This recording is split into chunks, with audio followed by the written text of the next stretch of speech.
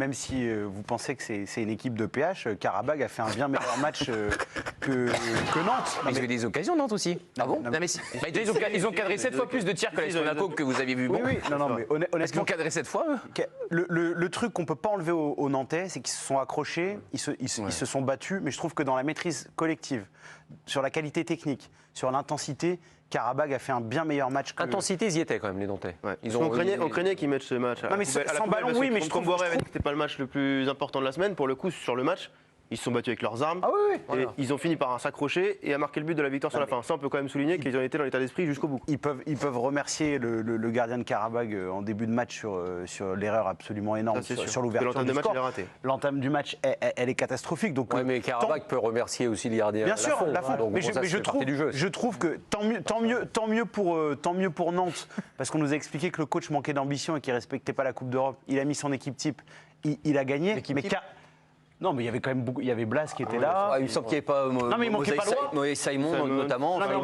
Il en manquait 2-3. Pour un mec qui manque d'ambition, il a quand même mis la grosse équipe. Ouais, enfin, pas tout à fait la grosse équipe. Il y a le gardien, il y a Castelletto, il y a Girotto, il y a Merlin, il y a Chirivella. Il y a 80% des titulaires.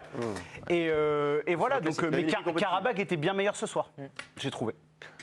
Mais ce qui est intéressant Nantes, c'est qu'on voit une équipe à l'image de son entraîneur. Ouais, c'est vraiment qui ne lâche rien, qui se bat, qui veut rentrer dedans. Le but, il l'arrache, le but de Canago. Il est très beau.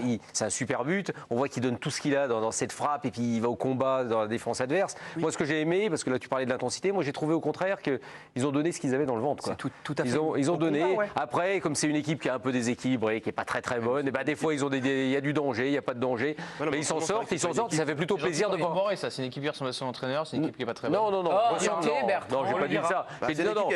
Il ressemble dans la mentalité. Après, il a les joueurs qu'il a. Non, mais la dynamique, en plus, elle est plutôt pas mal. Ils auraient plutôt intéressant. Ils auraient dû gagner. Parce qu'il s'est passé ce week-end où ils se sont fait voler. Ils se sont fait voler à Nice. Ils avaient gagné le match avant contre Brest. Là, ça pouvait être une nouvelle victoire. Donc, c'est quand même très intéressant. 2 victoires, 1 nul pour Nantes, vu la saison. C'est bien.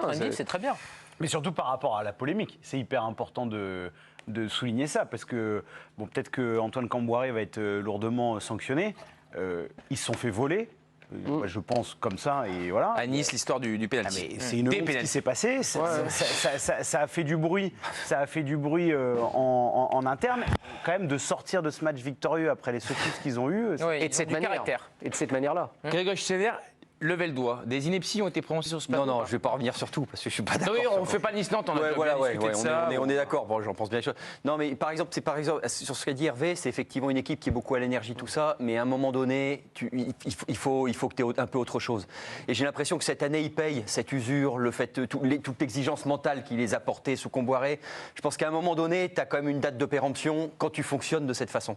Et puis, c'est-à-dire que 3 jours, là, attention. Voilà, un effectif qui est limité. Ça devient compliqué, tu as des joueurs qui commencent à coincer. Je trouve que l'énergie, ça, tu tiens 6 mois, tu tiens une saison, mais arrive un moment, il faut quand même un peu plus. Et je me demande si c'est pas justement ce mur-là qui prenne cette saison. Attention, parce que l'année dernière, mais même cette année d'ailleurs, pas que l'année dernière, il y a eu des matchs très intéressants de la part de Nantes. Là, en ce moment, ils ont été un peu dans le trou, un peu en difficulté. Là, ils commencent à relever la tête. Mais sinon, on a vu des matchs, il y a une période où ça jouait vraiment de manière intéressante.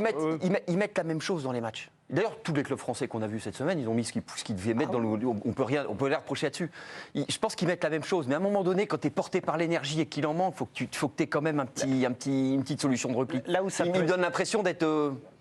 De s'exposer en fait. Là où ça peut être très intéressant par rapport à ce que Camboiré nous dit en conférence de presse, c'est qu'il espère créer vraiment une dynamique, d'estomper la possible fatigue par des résultats positifs, de lancer quelque chose. Et là, tu te dis que ce succès-là, d'aller le chercher comme ça, au forceps, psychologiquement, c'est quelque chose qui va compter positivement pour le match face à Clermont ce week-end.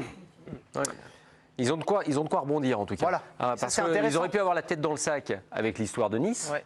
Ils viennent, il y a l'égalisation, ils peuvent aussi plonger, ils sont en difficulté en deuxième période, il y a 2-3 occasions que les joueurs de Karabakh jouent assez mal.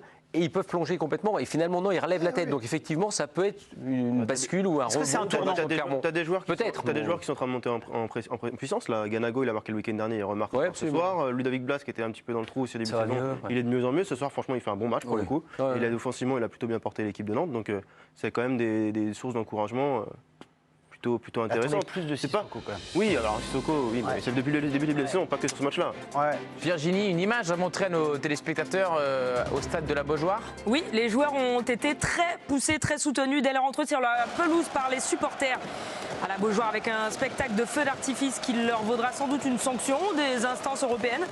Des fumigènes ont aussi été lancés, ça a le mérite d'être joli au moins. Voilà. Ouais, bon, enfin, C'est comme ça que vous le prenez, mais c'est le mérite aussi C'est d'être encore des interdit. millions d'euros que Kita va devoir payer. Bon, là, c'est quand même- là, en vrai, c'est Des quand même milliers. c'est le 14 juillet. Ça me rappelle Saint-Etienne contre le PSG, il y avait eu un but d'Mbappé en fin de match, feu d'artifice comme ça. non, mais si le but c'est de plomber son régal. club, Oui. pourquoi pas? Bah, ils le font bien. Ouais.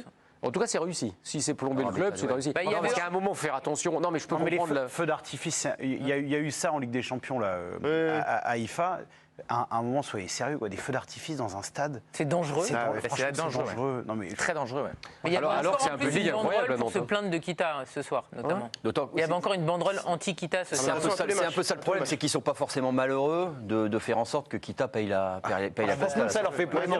Tous les matchs. Mais vous savez, c'est tous les matchs, Bah, ça, je le Mais c'est le principe Si, des si, vases tous les communicants quand même. hein. L'argent que tu mets pas sur les joueurs, si tu le mets. Enfin là, alors, c'est pas les mêmes sommes. ouais, là, attention, ça va être hein. 50 000 balles. Je veux Bon, pas écoute, jouer, Hervé. absolument. Non, d'accord. Oui, enfin, à tous les Là- matchs quand même. Tu vois, il y a un moment quand tu es t'en as propriétaire marre, d'un quoi. club, Ça tu pose penses pas avoir mal.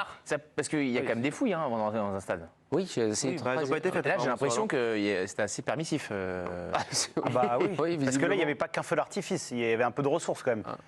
Ah là, je pense que même Anne Hidalgo n'a pas ce budget-là pour le 14 juillet. Non, je crois pas d'ailleurs. Non, je crois pas.